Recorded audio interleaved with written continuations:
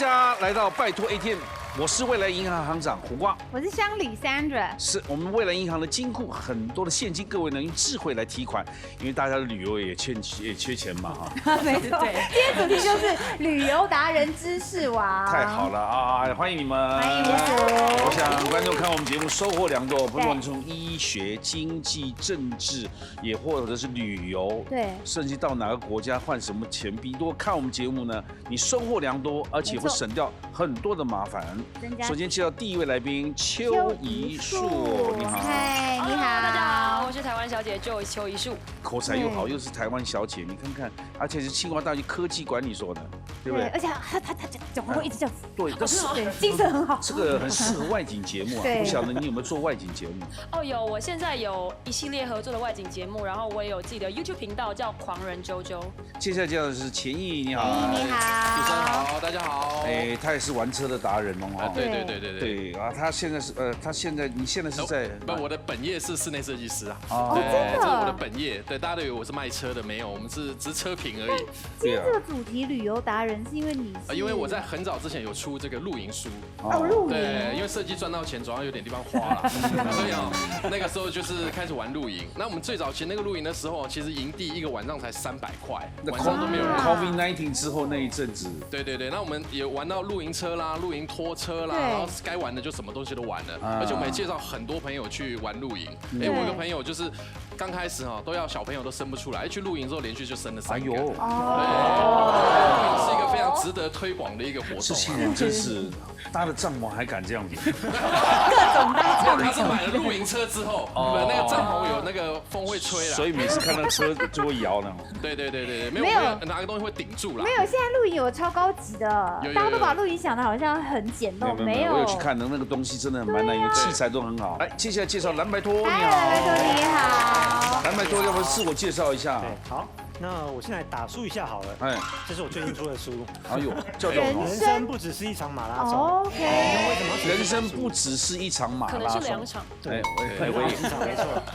那瓜哥知道嘛？因为我以前喜欢旅行嘛，然后这本书在讲怎么转换身份，因为现在有了小孩，就没有办法像这样以前这样云游四海了。对，现在只能背着小孩啊，以前背背包，现在只能背小孩啊。对，人家是背包客，他是背海客。背海客。对，是。所以在讲怎么样去改变自己的身份，然后怎么样陪着小孩一起去旅行，然后去挑战世界，然后。那为什么跟一场马拉松这个是怎么样？因为回来之后，其实心境上会要有一些转变嘛，还是很喜欢旅行，有了家庭，有了小孩，所以我在想说要怎么样，到底要怎么样转化自己的身份。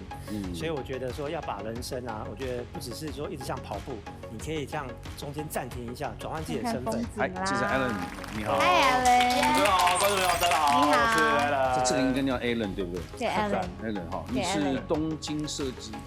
我之前年轻的时候在日本念书，念的是整体造型设计。对，但是在26岁的时候，机缘情况之下，然后踏入了旅游业，所以我的主业其实是日本导游。哦，导游，你是说台湾人去日本，然后你是带台湾人到日本去玩。哎，谢谢。接下来是哇，这2个是有舞台剧要宣传嘛？对啊，你们的板板呢？板板拿出来。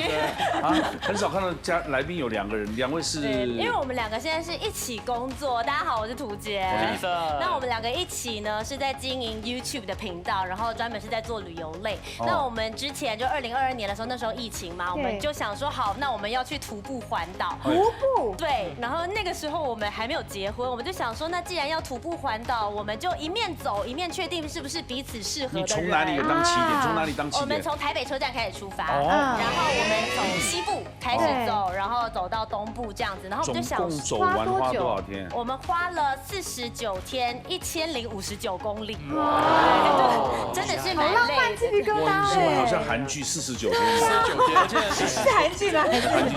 而且我们最后走到大陆走到那个台北火车站的时候，然后邀请了他的粉丝还有亲友，爸爸妈妈都来，然后就拉那个终点线，我们就一起冲终点线，对，跟马拉松一样，人造终点线，然后再一起跟着家人走到户政事务所。哦，当下直接去，恭喜！光叫我去徒步就杀人了吧？你从这里走到大门口都觉得累死我了。没有，我的轿子呢？来欢迎6位，欢迎介绍2位专家。首先介绍超人气新闻主播朱思翰主播，你好。主播好。社会科补教名师陈启鹏老师，你好。老师好。大家好。马上进行第1回合，存款争夺赛。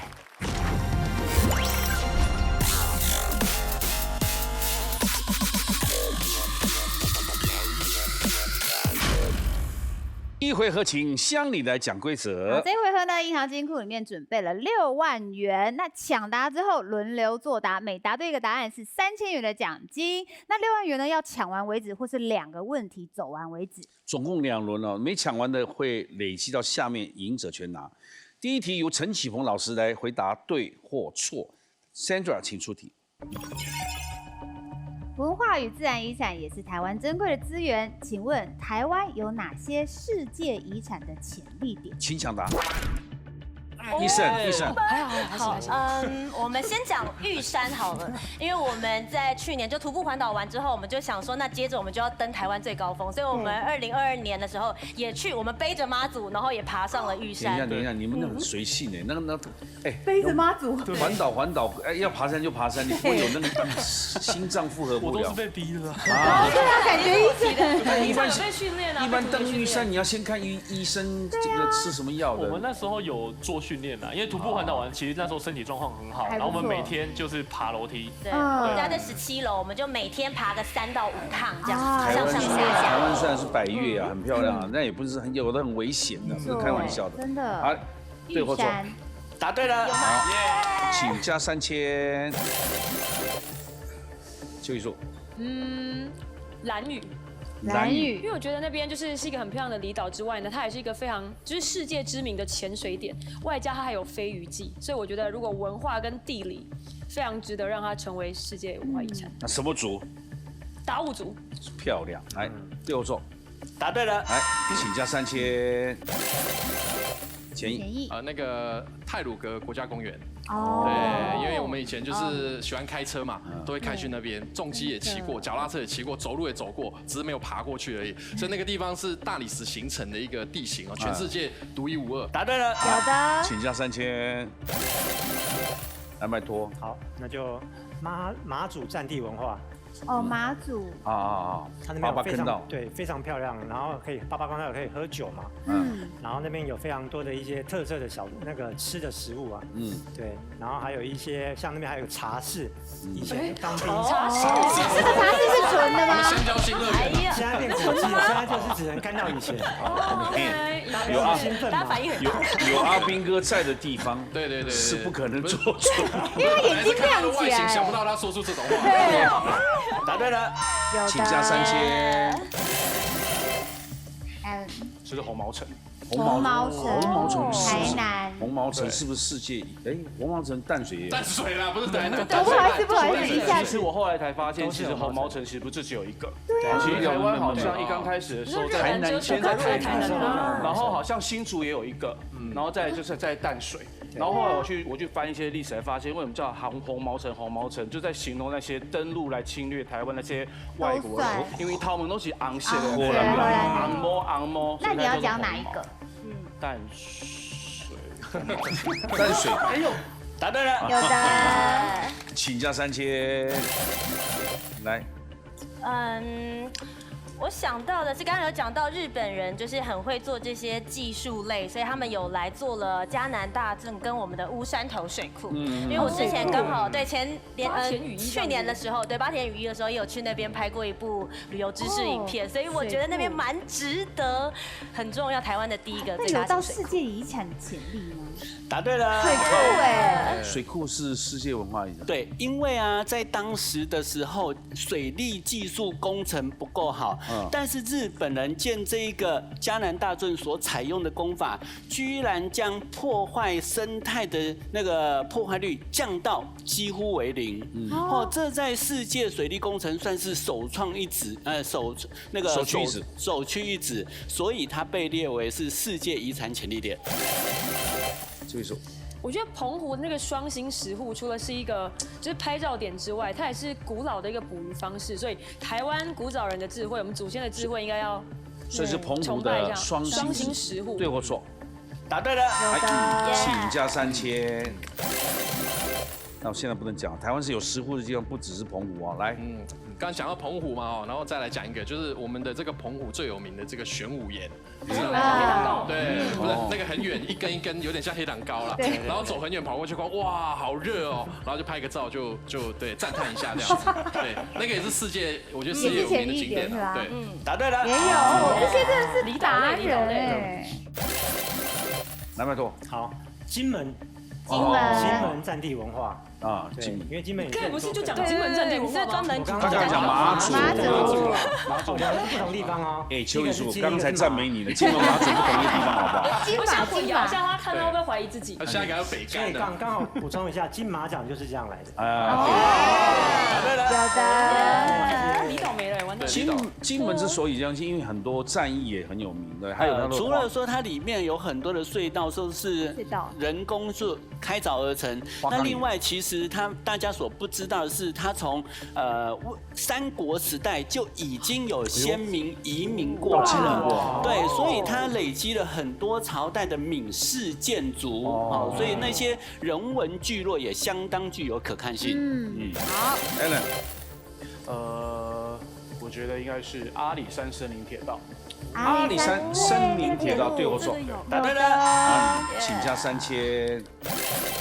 阿里山有名是它的神木，其实最早的时候是日本为了开采阿里山上的神木，对，那它其实工程非常的浩大，而且以当时的技术是很难克服那个坡度，因为铁道最大的限制就是它超过15度以上，它就有滑下来的危险，所以它是用双头火车去让它可以慢慢的环山前进，相当难得。哇，厉害！那讲到铁道，我就讲旧山线铁道，它在苗栗那边，然后它以前是铁路哦，但是这是什么？我是苗栗人，我不知道这铁路。对啊，这是什么？圣心吗？还是什么？对，圣心火车站。还有在用吗？龙腾断桥没了，但它现在可以去。你讲3亿的啦。对，那现在可以有那个自行车，铁道自行车，你可以去里面走那个铁道。它那个龙形断桥有点像西班牙那个水。龙腾断桥。龙腾断桥，对，很像。OK。而且那个龙腾断桥当初是日本人，他们送了很多留学生出国去学设计，但回到日本之后，很多已经盖了很多桥，然后想说那时候殖民嘛，他们就来台湾去实验这些外国的设计，所以盖的那座桥其实是很漂亮。然后断了，因为地震断掉。对，答对了。哦，好厉害！请假3000。就一说。有，我刚才疯狂的回想。我觉得历史课本里面上的第一课，台东的卑南遗址。因为台东的卑南遗址，因为其实台湾有很多遗址嘛，台东卑南那个是最大的。然后我最近刚好有去参加丰年祭，所以呢小小查了一下资料，我觉得既然是最大的，有机会。你敢去参加丰年祭，你还走得出来吗？狂喝酒吧，所以就表示我一定有一定的酒量，不同凡响的地方。我是练完才出来的吗？答对了，有的。来，请假3000。又活了一轮，厉害，前意。哎，他们抢。没有错，快被他们讲完了。有一个地方我不知道是不是啊，那个七兰的快木群。哇，七兰你都。七兰的台湾的中下啦，南投吗？中间那边附近就是它那边的山。好，七兰它快木群的里面的那个快木，对，因为台湾其实刚刚提到阿里山嘛，这些快木其实你们去日本玩的时候 ，Hinoki， 对 Hinoki 很多的鸟居其实都是从台湾过去的。是啊，当初阿里山就是要运神木回去给皇宫用的嘛，做鸟居的。大鸟居的柱子。对啊，日本人聪明，他不会用他自己的，都全世界。没有，英国叫大鸡啦，台湾的比较大只啊。对对对，哎，对或错？答对了。哇，请假3000。都猜到。Hinoki 它本身有香味嘛？对对，来，接着来拜托。那我讲的这个跟台北人就有关系了。台北。对，台北有你们可能爬过这座山，可是不知道它的这山脉叫什么？大屯火山群。有。象山，你才刚爬过，象山也101，可以看101。大屯火山群在哪里啊？在阳明山。它就是七星山，它是一个山脉。因为就阳明山。阳明山啊。对，阳明山以前叫七星山，那它是一个算是还算是半的活火山。所以几年前有人说它有没有可能爆发？会影响房价。对，答对了。这个也有。请假3000。厉害。这么多，但台湾厉害吗？因为我今年年初有去台东玩，都兰山。都兰山，所以有个书包叫都兰国小。对啊，是都兰国小那里吗？对，都兰山。都兰山对我说，答对了。都兰山有什么特别的？都兰山是位在台东那边，那它比较特别的就是它有原住民文化，然后都兰山是当时他们的原住民的圣山，那本身它的生态也相当的特殊，那所以被列为是世界遗产潜力点。还请假3000，医生。我已经还有吗？撑不住没关系啊，我们还有位专家准备下一题啊。对，要不然他今天来都没讲到话。我觉得那个日本人很喜欢去的9份金瓜石，水蓝酒、水晶酒、水晶酒。这边好，对或错？答对了，绝对有。请加3000，也没有几个喽，快，很强，一说。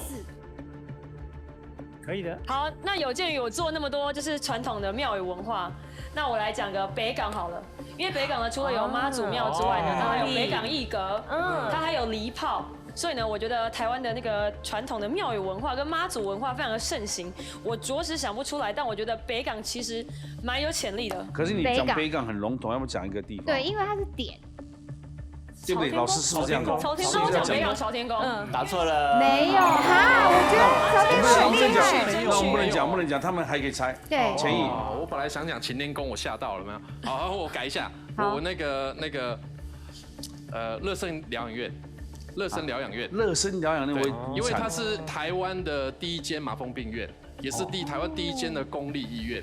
答对了啊！是你有？为什么会成为私立？那乐生疗养院除了有完整的这种麻风病的一个医疗的一个历史之外，更重要的是它从日治时代就建设了，对，所以当时就有这种公共卫生发展史的味道。那所以其实就是也是反映出。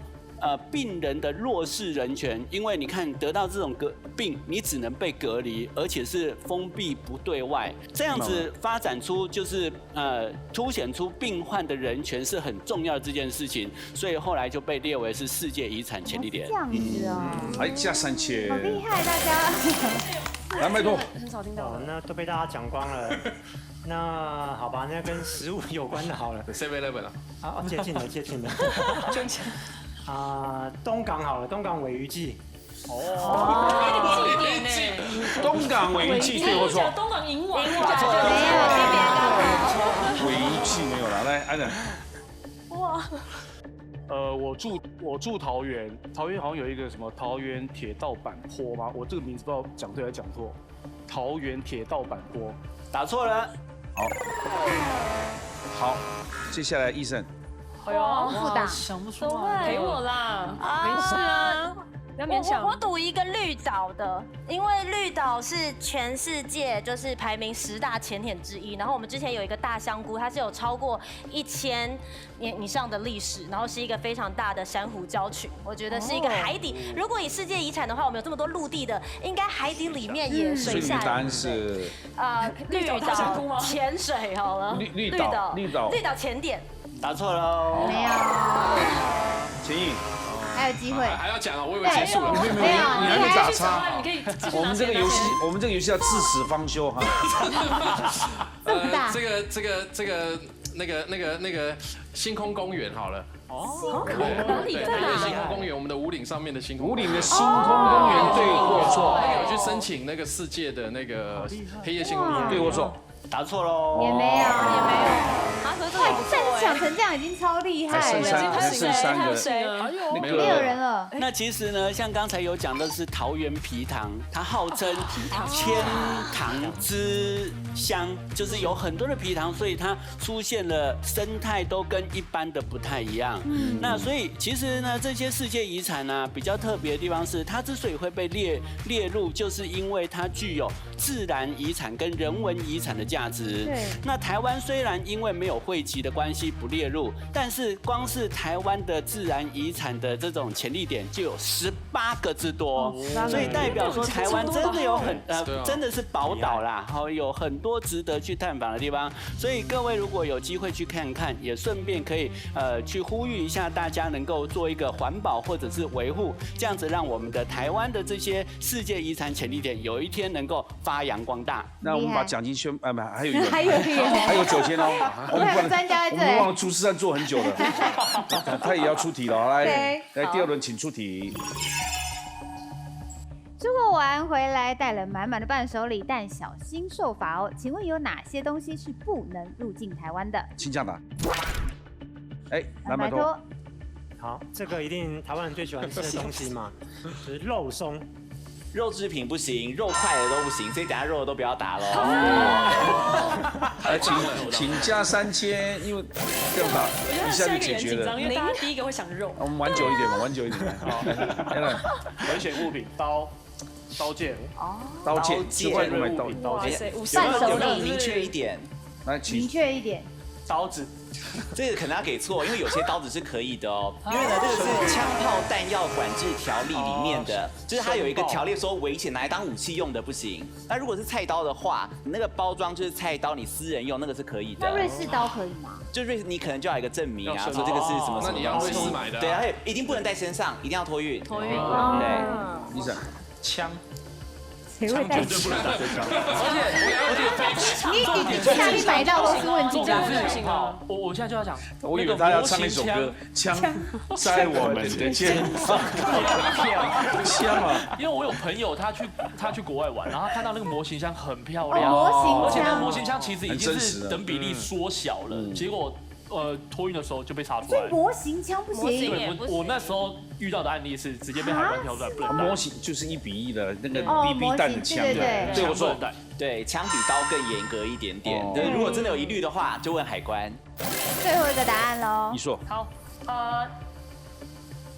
我知道了，新鲜的东西像水果。新鲜水果不行，对吗？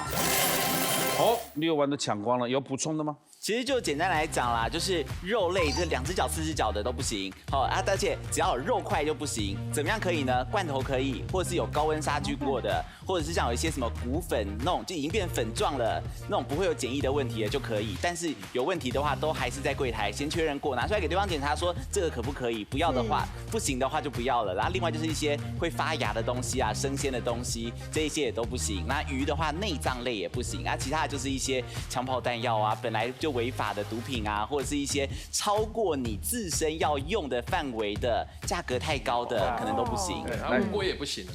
我有一个朋友去那个日本带那个新龟回来，也不行，活体起来，不行，暂时失去意识，然后放在包包里面看闯关，就被那个被照到，对，就宠物龟啊。那你刚才讲这是玩具啊？没有，这个看起来就不像啊，就后来做的很真的玩具，狗有闻出来，真的。你说米格鲁他们对，好像那个时候放弃也来不及了，那乌龟认主人了，有感觉。爬过来了。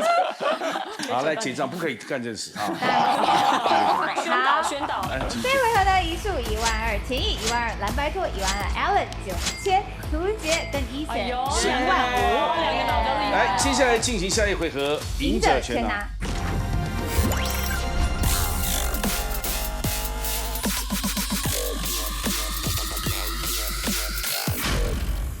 Sandra， 请讲规则。好，这一回合呢，同时作答 A、B 2个选项，答对的话累积奖金，每一组代表1000块；答错的话，此轮就淘汰了。每一轮留下最后那一位，可以把账户里面累积的金额全部灌给自己，赢者全拿。总共进行3轮，第1轮请出题。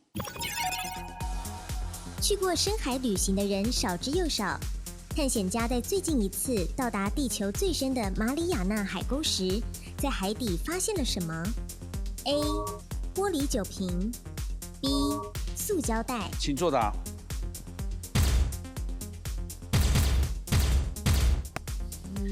马里亚纳还1万多，对不对？但它是全地球最深的一个海沟了。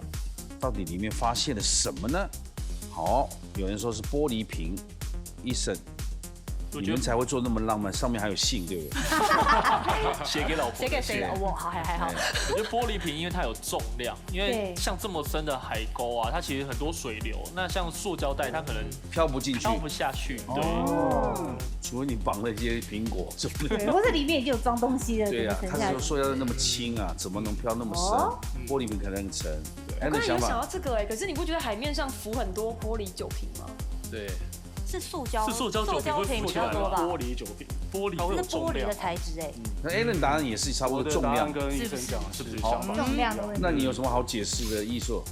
他被说服了。我开始怀疑我自己了。对。但因为我那时候是觉得说，因为马里亚纳海沟真的是非常的深，那可能真的要被生物不小心带进去。所以你如果说一个酒瓶要沉到这么深有点难，我觉得如果可能不小心海豚或者什么鱼不小心把它弄到，然后把它带进去的可能性也蛮大的。但是我一开始有想到酒瓶会浮着这件事，但我有点，可是海沟这么深，应该没有那么多生物可以不会下去这么深啊。对，好，有其他海豚之外的生物。对，请公布正确解答。正确答案是伊索胶带。是谁带下去的？有一位美国探险家呢，维斯科沃，他乘坐潜艇探索地球最深的马里亚纳海沟，打破人类深潜深度的记录哦。他下潜了11000公尺，然后在海床探索了4个小时，他看到了粉红狮子鱼，然后还有4种类似虾的新生物品种。但是呢，同时他居然看到了垃圾袋，就是塑胶袋在里面。然后科学家认为，本来这么深，应该是不会受到人类活动影响的地方，没有想到已经开始有垃圾了。对，那就是粉红狮子鱼。把它咬下来，小狮头回来上一批去探险人留下来的去连的袋子。对呀，那个谁，铁达尼号那个导演也是潜过，对，他就去看一下。对，他的兴趣就是他觉得探索深海跟外太空是一样，对，没错，道理是一样的。所以你看到深海里面都找得到这塑胶灰，那是不是海洋已经大家都吃了，那些鱼就吃的差不多？对，所以我们还去吃它。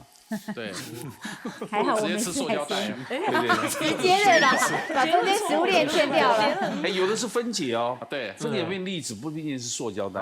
来，3位了，请动休息，加3000。下面请出题。根据网络票选，旅行时的5大好旅伴行为排行榜当中，排行第1的是什么 ？A. 拍照技巧好。B. 不迟到。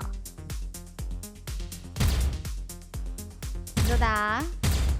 大家说拍照技巧是这样吗？建议对，我觉得应该是拍照技巧好，因为他都已经迟到了嘛。如果拍照拍得还烂，那就是最烂的旅伴。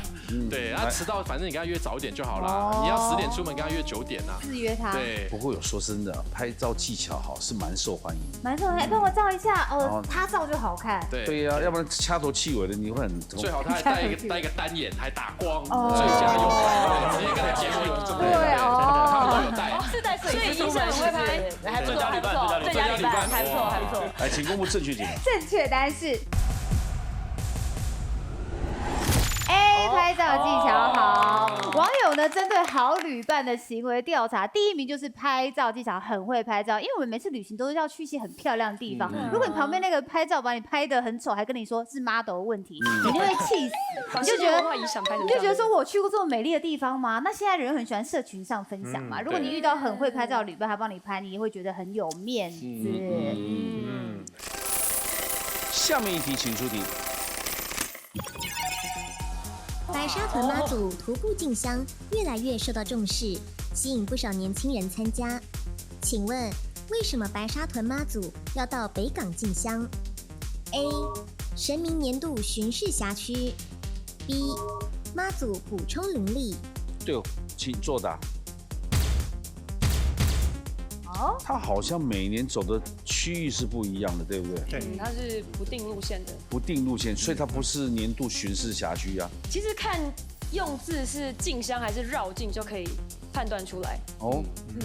因为进香就是要到北港嘛，它会有一个到那边会有一个仪式，他会看那个游会，就是看夜游会。对，看那个游会。婚灵啊，等于叫灵力嘛。对，灵力补充，就是那种 power up 的感觉。那如果是绕境的话，可能像是北港妈祖她的在生日的时候会绕境哦，所以那就是属于那个巡视。他绕境其实是要解救那些生病的或什么痛苦，给民众祈福啦。跟补充灵力好像。但那个路线是不是绕境路线是不是就比较固定？那看每个神明的 style 不一样哦，还看 style。我看他每年绕境的路线是终点站是一样，可是走的路线不一样啊。因为白沙屯有时候跑，哎，他怎么停下来？他跑到那个里面去，然后180度大回转，或者是对他因为他超跑嘛，对，超跑，超会跑。他感觉里面有病痛的小孩子，他去看一下。所以那个是那个东西，他是把灵力分给大家。那他要不要补充？自己也要补充一下。所以他逻辑上是不是应该就是到那边驻点就是要补充？有可能哦。马西爱加油啊哈，秀捆起来，对，钱一完蛋了。对。因为我一直对白沙屯很有信心，灵力充足，不用补啊， OK， 自己升级就可以了，干嘛还要去冲击什么灵力，对不对？哎，请公布正确解答。正确答案是。第一，妈祖补充灵力。早年的白沙屯拱天宫呢是地方的小庙哦，所以每天呢都要到大庙，刚刚去那个义火一下，让妈祖补充神力，然后带回香火到白沙屯边庇用乡里。而当时呢，如果你要跨过黑水沟到那个湄洲岛祖庙那边义火，其实不容易啦，根本过不去。所以呢，有一说选择北港朝天宫，是因为这边呢就设有祭祀妈祖圣父母殿的妈祖庙啦。而刚刚说的没错。进香跟绕境，你看用词就会知道，绕境才是神明的年度巡视辖区。请前一桌的名字，来请加2000。下面题请出题。英国与台湾一样，都是爱喝茶的国家。请问，在英国随着阶级提升，喝的茶会有什么差别 ？A. 加更多糖 B. 茶越清淡。请作答。哦呦，加更多糖哦。那女王不就是喝全糖吗？所以糖尿病啊。来拜托。对我答糖是因为以前糖很贵。请公布正确解答。正确答案是 B， 茶会越清淡哦。可以分吗？可以对分吗？为什么？因为工人阶级喝的其实都是最浓的那种红茶，它里面含有咖啡因跟茶氨酸，都是最浓的。那你如果越来越高级，你社会阶级提升的话，你饮用的茶要比较清淡，显示你比较有品味。所以就变成说，工人阶级他会很需要马上的精力嘛，所以他会这样加2匙糖。你看到一个人一直加糖，就知道他一定是做工的。所以上流社会的人要补充体力，对，是要清淡的。无糖，谢谢。因为茶也要让他提神工作啊，对，糖也要加他的动力嘛。来，4位请回来。怎么办？我们2个错，不能平分吗？你的8000轮进到下一轮。来，接下来进行第2轮，请出题。飞机上的窗户形状跟一般窗户不一样，是长圆形、圆角的。请问为什么要这样设计 ？A. 视野更开阔 B. 减少裂缝产生。请作答。大家都是减少裂缝的产生。正确答案是 B， 减少裂缝的产生。飞机上的飞机窗户哦，其实经过安全的考量。那经由英国皇家飞机研究院有一次测试发现其实高达70%的舱内的压力，其实全部都会集中在你窗户的角角上。那如果你是方形的窗户呢，它不但不会帮我们分散压力，还会增加压力哦。所以相较之下，把它改成圆形的话，可以分散压力。那既然压力分散了，就比较不会有裂缝的产生啦。下面一题，请出题。日本包装规范很严格，请问买果汁饮料时，如果包装上的图片是切开的真实水果，代表什么意思 ？A. 果汁含量100%。B. 使用国产水果。请作答。哇 ，A 或 B？ 日本导游选什么？可是日本哦，日本没有使用的，它好像只能用画的或是图片，就不能用真的那颗水果，真的原汁原味。因为他们日本的果汁其实是真的会有所谓的比例的问题，它会很清楚、很老实的告诉你这个果汁含水多少，或者它是浓缩果汁，或者它里面含果汁量在多少，其实都写。我觉得日本人还蛮善，他还上节目调那个泡面的汤，不是拉面的汤给你，他直接调给你看了，对，这不是欺骗你。对，是要欺骗你，要告诉你说我要欺骗你。哇，那这两组也没机会了。完蛋了，我还有信心。请公布正确解答。正确答案是。果汁含量100%，怎么那么简单啊？没有，我没做过，我想说去做一下，对啊，去体验一下。我想说贵节目应该不会这么简单才对，就是这么简单的。因为呢，在日本呢，同样都是果汁饮料，有的时候会用插画的方式画，但是你如果用到是，比方说果汁水果它的图片，然后又有切面的，然后或是上面还有一些汁滴下来的话，那铁定是你果汁含量要打100%才可以这样用。纯果汁，这是有严格规范的哦。对，来2位，请让我们做一下，做看，做看。加3000、16000。下面一题，请出题。时尚教父路易14衣着亮眼，引领风骚，但为了巩固国王的地位，他曾经禁止百姓做什么事 ？A.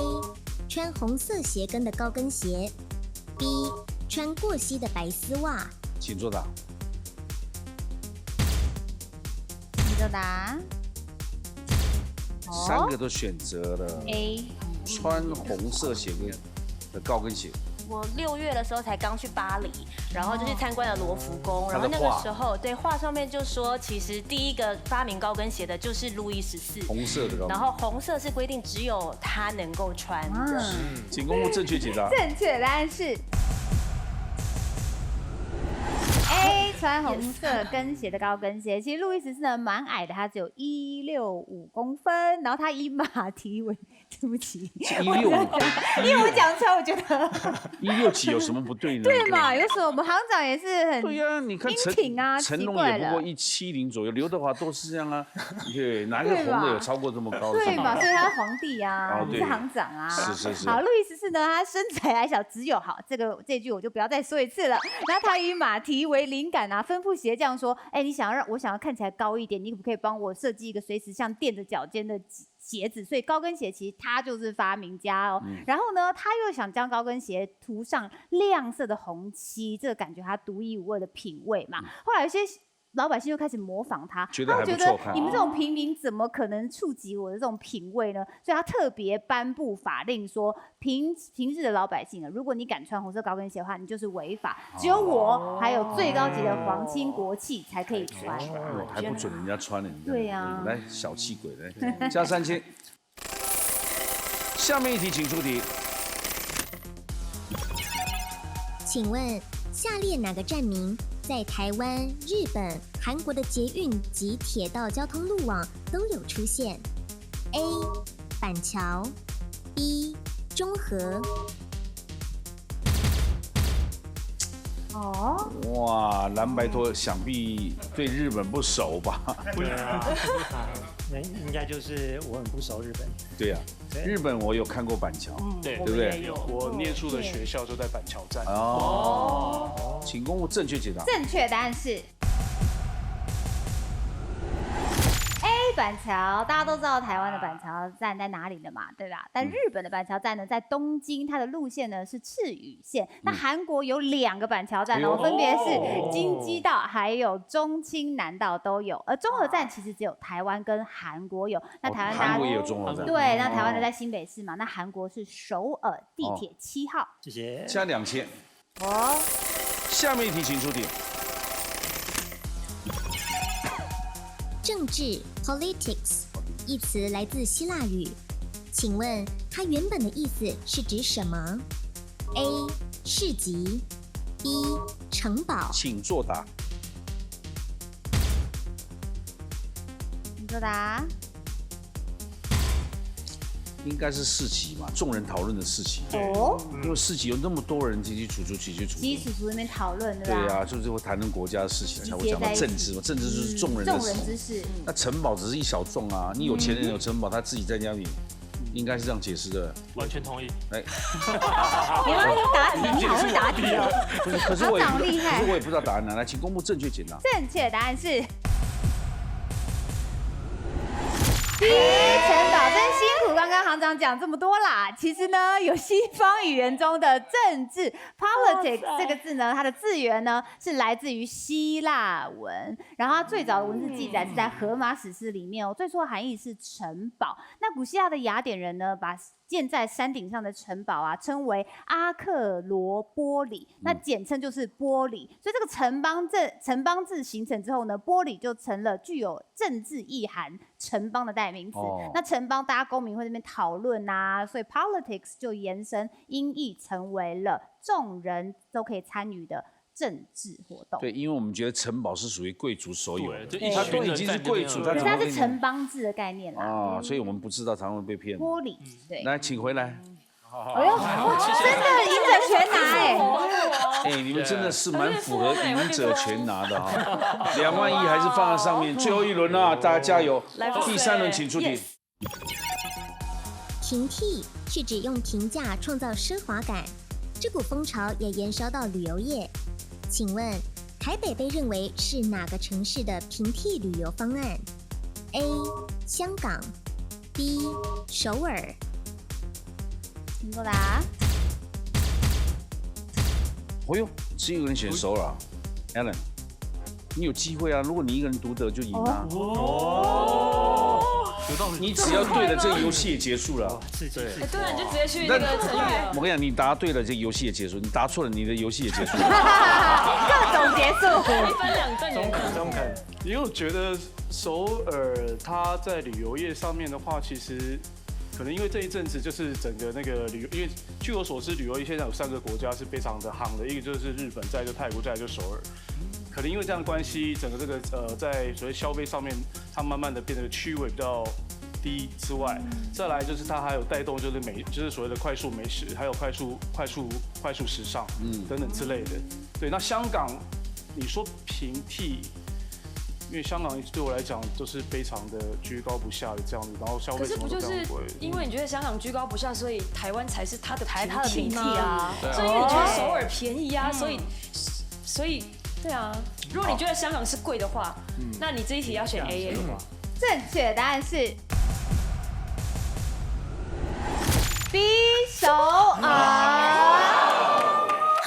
英文里面有个字叫做 duplicate， 意思就是复制版的意思，所以平替的旅游叫做 destination dupe， 就是平替旅游那个目的地的概念。所以平替的旅游意思就是我去不起这个地方，或者它太多人或干嘛，我找个跟它类似，而且我不用花这么多钱，还可以过得更奢华。所以在国际中呢，因为台湾成为首尔的平替，那搜寻量暴增哦，钱也不用花那么多。对，而且全球搜寻量激增2786%，那光是在法国就超级多人来搜寻台北这个地方，然后涨幅就达了211%。恭喜哦，再加1000。22000块，最后请纳入 Alan 的账上。他是从9间赢的，你完全符合今天反败为胜，因为你刚刚是最低价9间赢，刚起鸡皮疙瘩。对啊，恭喜你获胜！我们先宣布下奖金。好的，一数12000，钱毅12000，蓝白拖12000，Alan 31000，金阶加1选字15000。恭喜 Alan 获胜，进入最终决战 Battle ATM。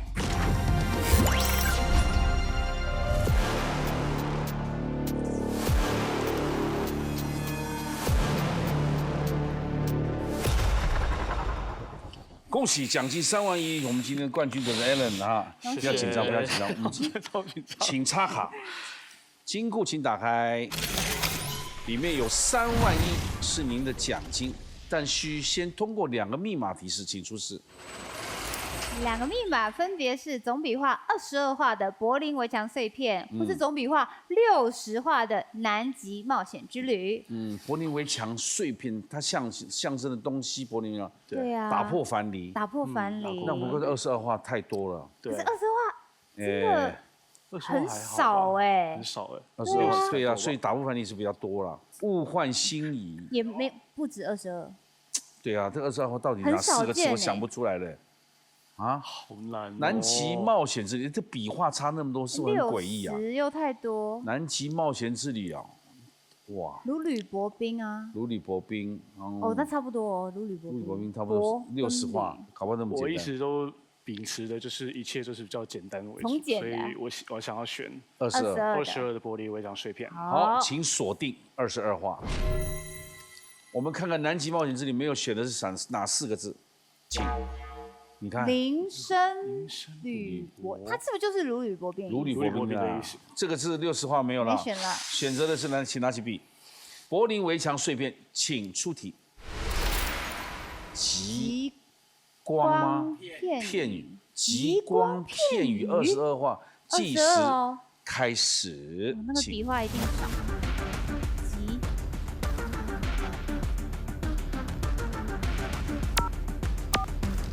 光拼图。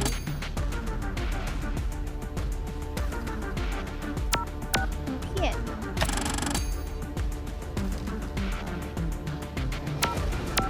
鱼。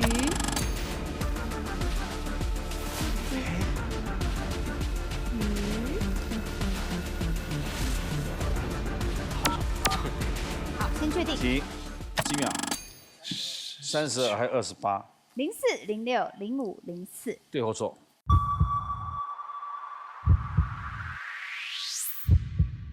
错，你知道错在哪里了哦？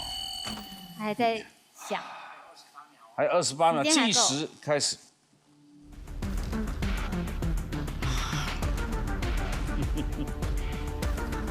听都没听过吧？都是很漂亮。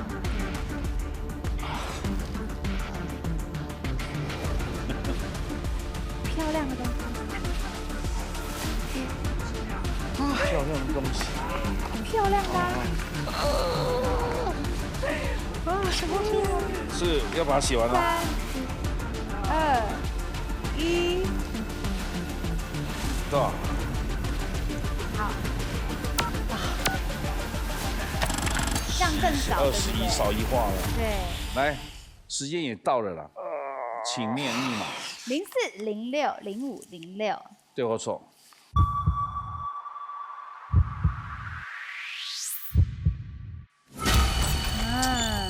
来，我们去看正确题。但我没看过这个。哦，是个急吗？急啊，急躁的急，但是它是6画，它写4画了。是。好，谢谢，跟金姑说拜拜。哇，这极光片语我们没听过，不过听过刚刚讲极光是一个神兽。哦，神兽，然后你拿到它一小小部分的羽毛就很珍贵，很珍贵。就是你从东德你跑到德国，你送我一个博物馆的那个围墙的碎片。对。有很珍贵吗？你刚刚不是还在怀疑我从地上捡的？那是必癌了。谢谢各位。所以就千里送鹅毛嘛，你心人意重啊。好嘞，谢谢大家今天参与，晚上8点锁定拜托 ATM， 把智慧变现。谢谢各位旅游达人，谢谢你们，谢谢他们都辛苦，谢谢你们，谢谢艺术，谢谢你们，谢谢你们，谢谢。